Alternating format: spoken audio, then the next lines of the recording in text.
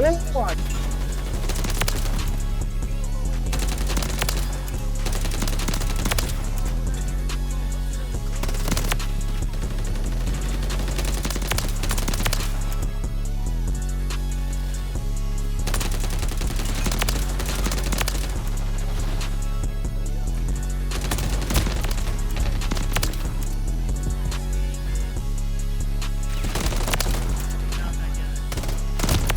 Oh my god, Elijah.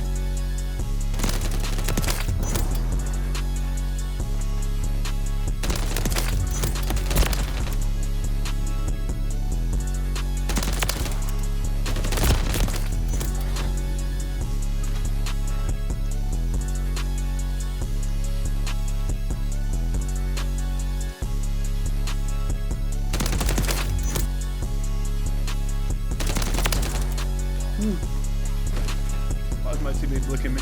Oh. Oh my god, move me gap.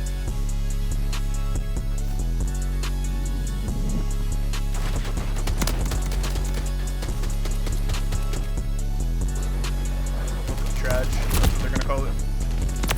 Wait, you shots.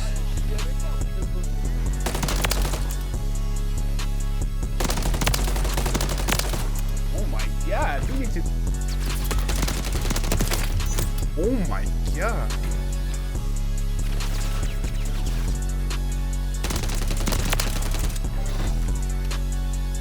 Alright, hello. This is like the first time you guys have heard my voice or seen me in a minute. I know.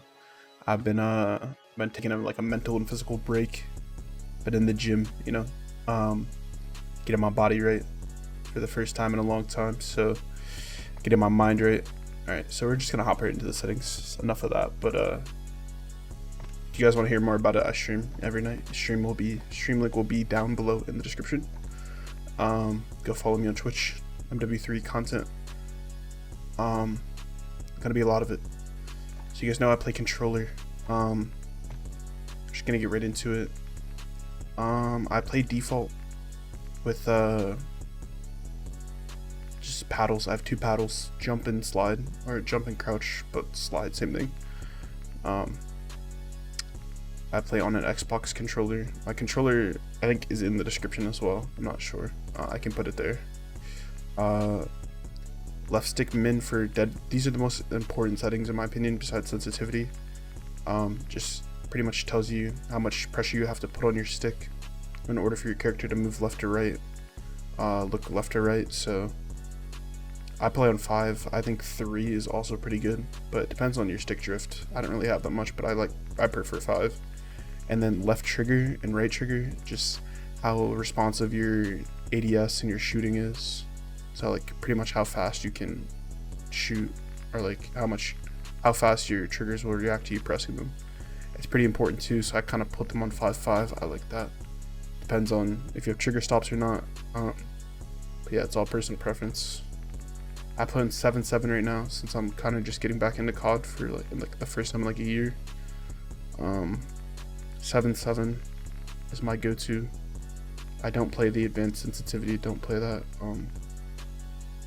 And then my ADS is just 1.0, and then everything else is just default. Dynamic is also important. This will make your game and your aim feel a lot smoother in my opinion, and it makes everything about controller like worth it to me. If you're running standard or linear, you're probably just not getting the full, you're not getting the full package. You're not getting the most that you can out of aim assist, and you're gonna need it because this game's TTK is pretty high, so you're gonna need it in multiplayer for sure. Then I just play standard aim assist or default. I don't like all these. I've tried them all, and default just seems to be the best. These ones, like some of these just slow it down way too much, or don't slow it down at all. It's kind of bad, in my opinion. Auto tack sprint, of course. You need this if you want to be moving. If you want to have good movement, you need this for sure. And then I turn ground mantle off. Ground mantle is so like you don't accidentally mantle tables when you're trying to jump shoot someone. Like when you're jump shotting, you don't want to be mantling like ledges or like just things you would never be like mantle, pretty much.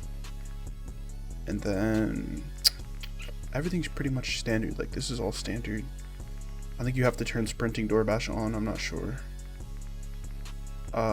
This is all standard. I have prioritize reload on. I like this instead of like holding down to reload, or like picking up a weapon on accident that gets you killed when you're just trying to reload. Like, yeah,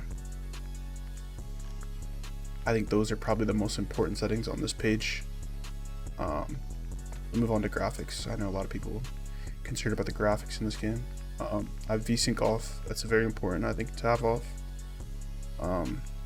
This all depends on your PC personally too. Like, I have a 2060 GPU, which is kind of trash for like how well I want to run this game. Play full screen borderless because I stream and I want to be switching between my monitors and stuff like that. Yeah, I have a 240 hertz monitor, but I only get like 110-20 frames anyway, so it doesn't really matter that much. Quality, it says recommended, but I have it on custom, so I play 100 under resolution. Everything else is literally turned off. Like, everything is literally turned off or on low.